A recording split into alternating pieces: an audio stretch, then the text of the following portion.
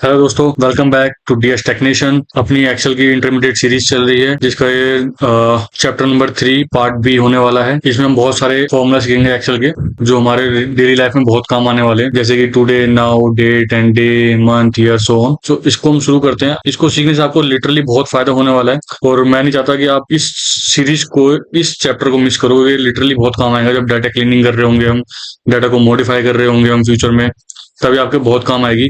Even जब आप कई जॉब में इंटरव्यू देने वाले होगे तो भी आपके बहुत काम आने वाली है। और मैं चाहता नहीं आपका टाइम खराब हो, तो यार प्लीज दोस्तों लाइक वाइक कर दिया करो, लाइक कर दो, शेयर कर दो, सब्सक्राइब कर दो, दोस्तों को बता दो। चलो ठीक है, बस शुरू करते हैं। मैं एक एक्सेल की फाइल ओपन कर रहा हूँ, बिल्कुल जीरो से चलेंगे।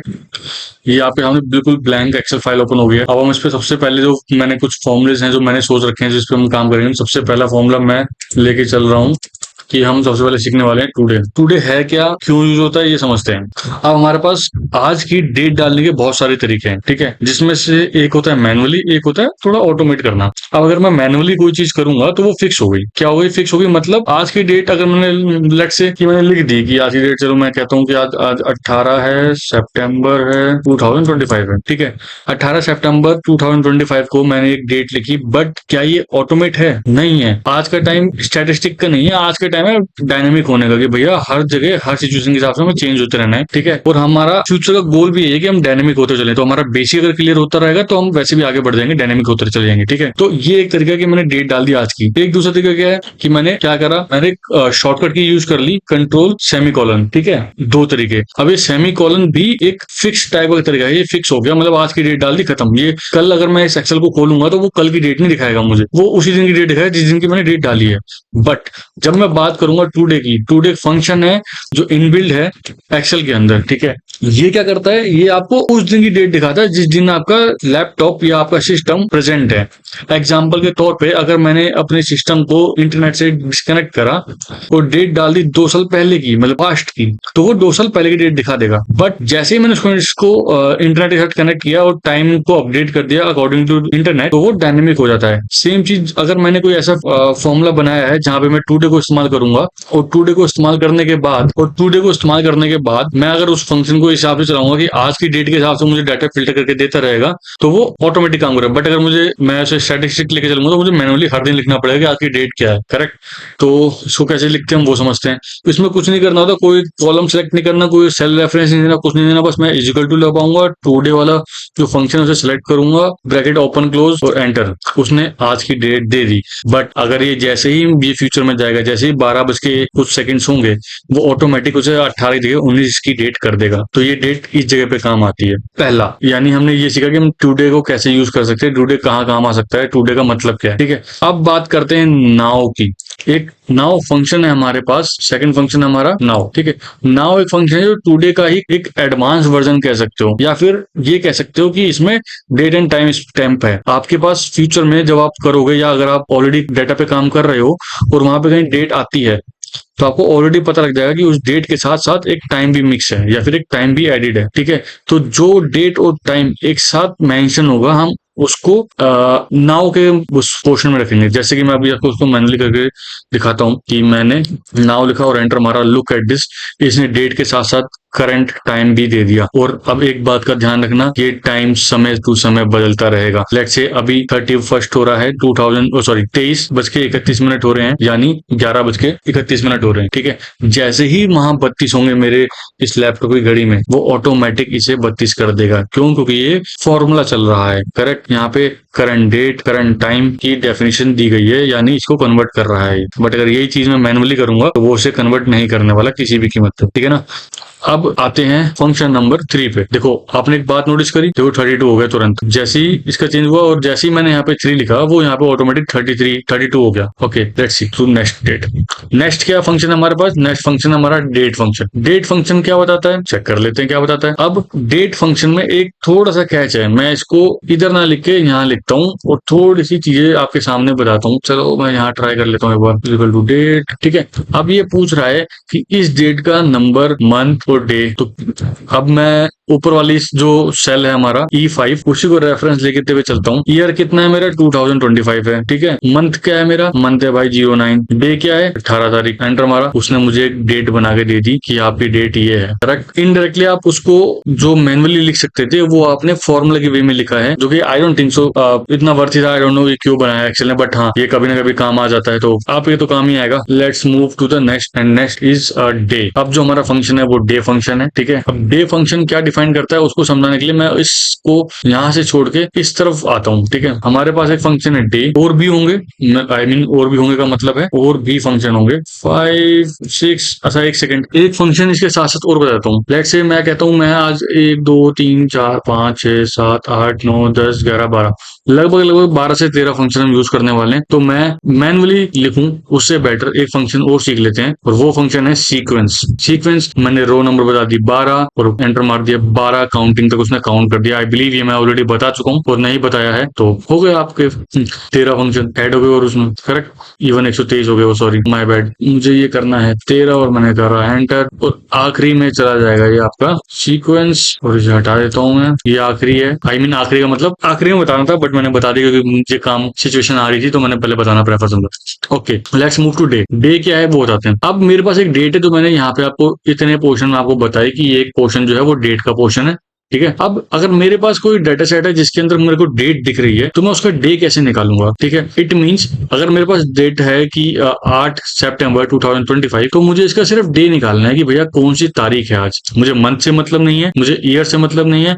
मुझे सिर्फ उस सेल के दिए हुए डेटा के अंदर की डेट निकालनी है, ठीक है। तो मैं इजिकल टू जाऊंगा, डे पे जाऊंगा, और वो सीरियल नंबर कह लो आप उसे, या उस सेल का रेफरेंस कह लो, वो आपके सामने डेट रख देगा। अच्छा एक थिंग दूसरी ये कि आप नाउ वाले सेल पे दोबारा जाओ और देखो उसने 35 कर दिया है, और 35 ही हो रहा है अभी, ठीक है। तो ये अपडेट हो रहा है रियल टाइम पे, इसलिए ये फंक्शन यूज करना इंपॉर्टेंट हो जाता है जब जब आपके डेटा सेट की रिक्वायरमेंट हो, ठीक है ना। अब आपको डेट में से डे निकालना आ गया है, ठीक है। सेम मेरे पास एक फंक्शन और है, मेरे पास मतलब हमारे पास एक्सेल में, जिसको हम कहते हैं मंथ, ठीक है। इस मंथ को भी मैं इस तरफ लिखना चाहूंगा, लेकिन मैं वहां भी सकता था, बट यहीं सही, ताकि वो एक साथ डेट बन जाए पूरी, इसलिए मैं ऐसा लिख कर रहा हूँ। जब मैं मंथ का सेल सेलेक्ट करूंगा तो डेट में जब सेलेक्ट करूंगा, और जब मैं एंटर क्लिक करूंगा तो वो उस डेट का मंथ निकाल के ले आएगा सिर्फ। Correct. Same goes with year. Year में भी वो यही करेगा। मेरे पास क्या फंक्शन है, ईयर का फंक्शन है ना, और वो सेल को मैं सेलेक्ट कर लूंगा जिस सेल से मुझे ईयर निकालना है, और एंटर करूंगा तो मुझे उसने ईयर डेट मंथ तीनों चीजें की तीनों चीजें निकाल के दे दी हैं मेरे फॉर्मूले के अकॉर्डिंग, ठीक है। तो हम क्या कह सकते हैं, हमने आज अभी तक क्या क्या कवर कर लिया इतनी सी देर में। इतनी देर में हमने आज की करंट डेट निकालना सीख ली, सॉरी। उसके बाद फिर हमने डेट के साथ टाइम स्टैम्प लगाना सीख लिया। उसके बाद डेट बनाना सीख लिया, हम डेट कैसे बना सकते हैं, और उस डेट को जो हमने बनाई है, या हम ये कह सकते हैं कि जो हमारे पास डेट अवेलेबल है, उसमें से हमने डे मंथ और ईयर निकालना सीख लिया। अभी तक हमने 6 फंक्शन सीख लिए जो रियली में बहुत काम आने वाले हैं। अब आता है असली गेम। अब लेट्स से आप कॉर्पोरेट में जाते हो, आपका इंटरव्यू होता है, आपका सिलेक्शन होता है, अब आपको रियल डेटा मिलना शुरू होता है। अब उस रियल डेटा में मैं कहता हूं कि मेरे पास एक डेट है, लेट्स से, पहले मैं फंक्शन का नाम लिख दूं ताकि आपको समझ में आए कि हम किस बारे में बात करने वाले हैं, और वो फंक्शन है वीक डेज, ठीक है। हमें क्या निकालना है, हमें वीक डेज निकालने हैं, ठीक है। वीक डेज कैसे निकलेंगे, क्या होता है, ये समझने की कोशिश करते हैं अब आगे। मैं पहले एक बार सिंटेक्स पे जाता हूँ। सिंटेक्स बहुत इंपॉर्टेंट होते हैं किसी भी फंक्शन को समझने के लिए। अगर आपको एक बार कोई फंक्शन का नाम याद है तो आप उसको कर सकते हो, बट अगर आप सोचो कि आपको सिंटेक्स के बिना कर लोगे तो वो करना मुश्किल है, अनटिल अनलेस आप उस फंक्शन को रोज फ्रिक्वेंटली ना कर रहे हो, तब तक आपको उसके सिंटेक्स याद नहीं होने वाला, टू बी ऑनेस्ट। अब जैसे वीकडेज है, वीकडेज निकालना रोज का काम है ही नहीं, ये मंथ में एक बार है, तो उसका सिंटेक्स होना इंपॉर्टेंट है। तो मैं इसको पहले आपको सिंटेक्स दिखाता हूँ कि सिंटेक्स है क्या इसका। हमारा सिंटेक्स क्या बोलता है कि सीरीज नंबर क्या है। सीरीज नंबर अगर आपको याद हो, हमने जब यहाँ से कर रहे थे तो उस रेफरेंस सेल की बात हुई थी सीरीज नंबर, और फिर बोला रिटर्न टाइप कि आपको रिटर्न टाइप में क्या चाहिए, ठीक है। लेट्स से मैं कहता हूँ ये मेरी सीरीज नंबर है। अच्छा एक चीज और नोटिस करना कि जो रिटर्न टाइप आप देख रहे हो ना, ये बॉक्स के ब्रैकेट के अंदर है, तो ये ना ऑप्शनल होता है, ये कोई फिक्स नहीं है कि आपको, मतलब कंपलसरी नहीं है इस फंक्शन के अंदर। अगर जैसे मैं एग्जांपल दूं, मैं इसको ऐसे क्लोज कर दूं तो ये बता देगा कि वीक डेज कितने हैं, समझ रहे हो। आज की डेट क्या है, 18, ठीक है। वीक डेज की बात करूं, ठीक है। अब अगर मैं बोलूं कि वीक डेज के अगर मैं हिसाब से, अगर मैं उसे ब्लैंक छोड़ रहा हूँ तो हर किसी को 1 2 3 है। अगर मुझे मंडे से करवाना है और संडे तक करवाना है तो मैं उसे 0 दे दूंगा, और वो उसे एंटर करूंगा तो एरर एरर क्यों दे रहा है, ये कुछ गड़बड़ कर रहा है फंक्शन। भैया क्या गड़बड़ कर रहे हो sir. Sunday through 7 Saturday, Monday 13 to 1, Monday to Friday ढूंढना है मुझे, मंडे टू फ्राइडे 1 करके देखता हूँ। 1 में तो इसने 5 5 दे दिया, जबकि 5 नहीं देना चाहिए इसे। 2 में करेगा ये मंडे से संडे के बीच में है ना, 4 करेक्ट, 2 में करेगा ये, मंडे से शुरू हो जाएगा। ठीक है, तो जब मैं वीक डेज में 2 सेलेक्ट करूंगा ऑप्शन वाला, तो ये क्या बताएगा, अच्छा उसने क्या करा है कि ये जो डेट है ना, ये डेट के नियर बाय वो टाइम भी दिखेगा, सब कुछ दिखेगा। उसके बाद वो जस्ट करेगा कि कौन से डेज पे आप आ रहे हो। ठीक है, तो ये वीक डेज वो होता है। अब let's move to next, networking day. Networking day, networking day का क्या मतलब है? अब नेटवर्किंग डे का समझने की कोशिश करते हैं। लेट्स से मैं यहाँ पे एक डेट लिख देता हूँ, 1 सितंबर से लिख देता हूँ। ठीक है, लेट्स से मैं कह रहा हूँ यहाँ पे एक, ओके हाँ ठीक है, 1 सितंबर 2025। अगला हो गया, आज की डेट डाल देता हूँ मैं कि आज की डेट हो गई। अब मुझे ये जानना है कि इसके अंदर कितने वर्किंग डेज थे। अब अगर वर्किंग डेज ये थे, तो मैं इसमें एक चीज मान के चलता हूँ कि लेट्स से कि 10 सितंबर की छुट्टी थी। ठीक है, 10 सितंबर 2025 की छुट्टी थी, इसको मैं हॉलीडे लिख देता हूँ। इसको काट के ऊपर यहाँ लिखते हैं हॉलीडे। और मैं दोबारा कौन से दिन की छुट्टी ले लूँ? मैं 16 तारीख की छुट्टी लेता हूँ। 16 सितंबर की मैंने भाई छुट्टी ले ली है और मुझे छुट्टी चाहिए, नहीं तो मैं तो नहीं आऊंगा, जो मर्जी कर लो भाई। 16 सितंबर 2025 ये 2 दिन की छुट्टी है नहीं, मतलब मैंने मान ली एग्जाम्पल के लिए, ताकि मैं आपको अच्छे से समझा सकूं। ओके, अब इसका भी सिंटेक्स देखते हैं, इसका सिंटेक्स क्या बोलता है। ओके, यहाँ पे आप नोटिस करोगे कि मुझे 2 नेटवर्किंग डेज दिख रहे हैं, एक INTL और एक नॉर्मल नेटवर्किंग डेज। ठीक है, पहले मैं नॉर्मल नेटवर्किंग डेज की तरफ चलता हूँ और मैं इसी में कवर कर दूंगा, इससे हमारे 14 फंक्शन कवर हो जाएंगे। बट ठीक है, अभी नेटवर्किंग पे आते हैं वापस।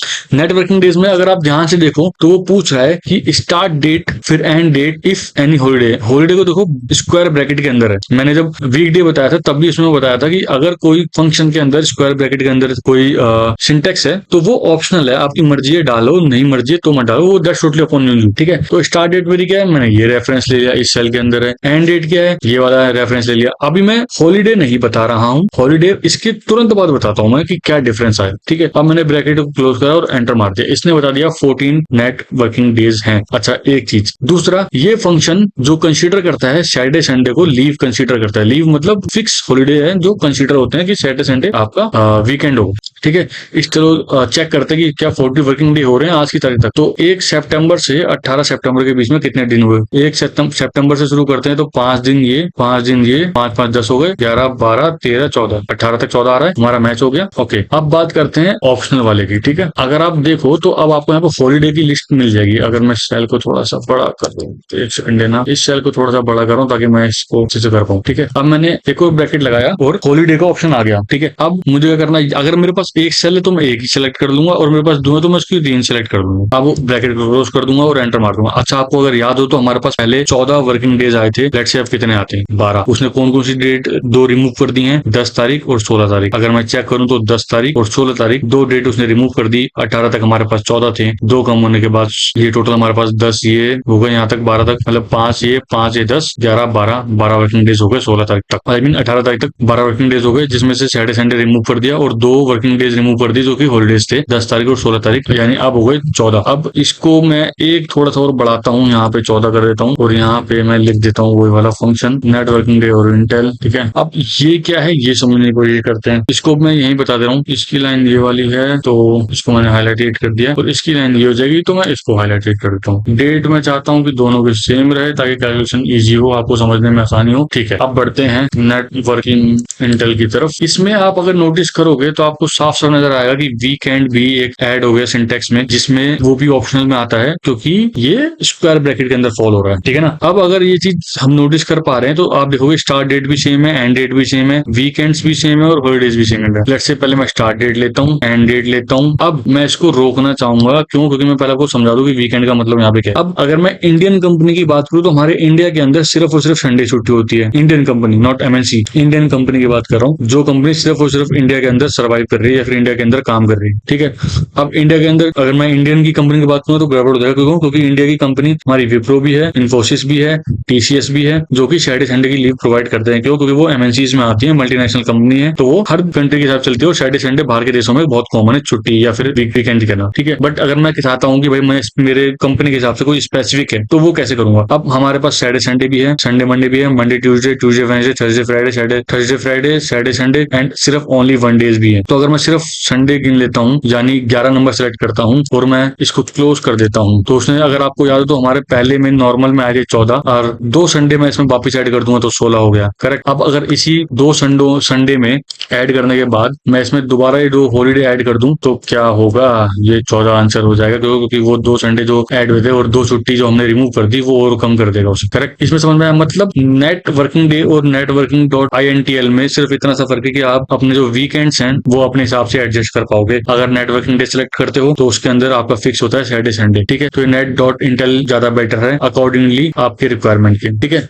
अब हमने क्या क्या कवर कर लिया, हमने वीकडे कवर भी कर लिया, नेटवर्किंग कवर कर लिया, नेटवर्किंग डेज के नेटवर्किंग का एक और एडवांस वर्जन में कवर कर लिया, नेटवर्किंग डॉट INTL। ओके, अभी तक हमने इतनी चीजें सेलेक्ट कंप्लीट कर ली है। Next move to next function, जो कि लिटरली बहुत इंपॉर्टेंट है, अभी के लिए नहीं आगे के लिए भी और हमेशा रहेगा, और ये एडवांस की तरफ जा रहे हैं हम, तो प्लीज थोड़ा फोकस से करना, और अगर कोई डाउट हो तो कमेंट बॉक्स में डाल देना, ठीक है। अगले जो फंक्शन है वो हम कौन कौन से कवर करने वाले हैं, इफ, ठीक है, फिर होगा एंड, फिर होगा और फिर होगा इफ एरर, ठीक है भाइयों। इसको मैंने कॉपी किया। अच्छा, बीच बीच में ना मैं कुछ ऐसे शॉर्टकट्स बताते रहूंगा जो आपको वे ऑफ वर्किंग बढ़ा देगा, आपका प्रोडक्टिविटी बढ़ा देगा, आपकी एनहेंसमेंट करता जाएगा, ठीक है। अभी मैं इसको थोड़ा सा स्क्रॉल कर रहा हूँ लेफ्ट की तरफ, सॉरी राइट की तरफ, और हल्का सा डाउन। अभी आपको, अगर आपको याद हो, मैंने ये कॉपी किया है इसे Ctrl+C के साथ। अब मैं इसे ट्रांसपोज की तरह पेश करूंगा, Alt+H+V+T, यानी इसने क्या किया, जो चीज मैंने रो वाइज लिखी थी उसको इसने कॉलम वाइज में जाके कन्वर्ट कर दी। इफ एरर को मैं भी रिमूव कर दे रहा हूँ क्योंकि मेरे भी कंफ्यूज नहीं करना चाहता लोगों को, ठीक है।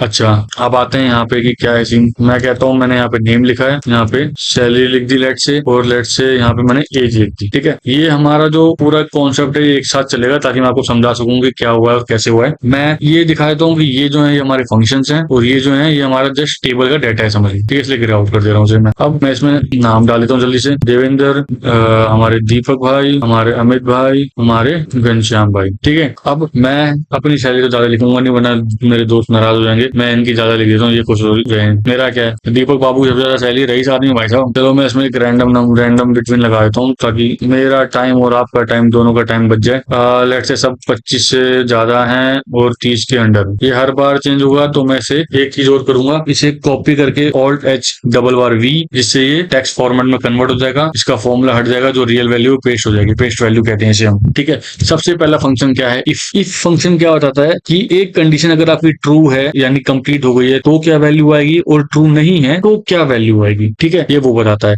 एंड भी सेम चीज करता है, बट उसमें जो 2 कंडीशन हमने दी हैं उन दोनों कंडीशन को फुलफिल होने के बाद ही वो बताएगा। और क्या होता था, और ये होता था अगर 2 कंडीशन आपने जो दी हैं उसमें से अगर एक भी कंप्लीट हो गई, एक भी पूरी हो गई तो ट्रू हो जाएगा, अदरवाइज वो फॉल्स रहेगा, ठीक है। इसको करते हैं, इसको थोड़ा सा ध्यान से करते चलेंगे क्योंकि लिटरली बहुत काम की चीज है, हम इसे मिस नहीं कर सकते। हम शुरू करते हैं। पहला फंक्शन है हमारा इफ। आप अगर नोटिस करोगे तो लॉजिकल से रिलेटेड एंड में भी आएगा, और में भी आएगा, और इफ में भी आ रहा है। अच्छा, अब आते हैं दोबारा सिंटेक्स पे। सिंटेक्स में आप देखोगे दोबारा एक curly bracket, sorry square bracket के अंदर वैल्यूज हैं, value if true, value if false, logical test. Logical test का मतलब जिस भी सेल को आप सेलेक्ट करने वाले हो उसके अकॉर्डिंग, कंडीशन के अकॉर्डिंग, अगर वैल्यू ट्रू होगी तो क्या चाहिए, वैल्यू फॉल्स होगी तो क्या चाहिए। भरना कंपलसरी नहीं है क्योंकि ये स्क्वायर ब्रैकेट में है, बट इफ बनाया ही इसीलिए गया है ताकि हम उसका इस्तेमाल कर सकें और अपने अकॉर्डिंग रिजल्ट को रिफ्लेक्ट कर सकें, ठीक है। अब मैं क्या कह रहा हूँ, मैं कह रहा हूँ कि जिसकी सैलरी 100 से ऊपर तो नहीं रख सकते, 1000 के ऊपर लेट से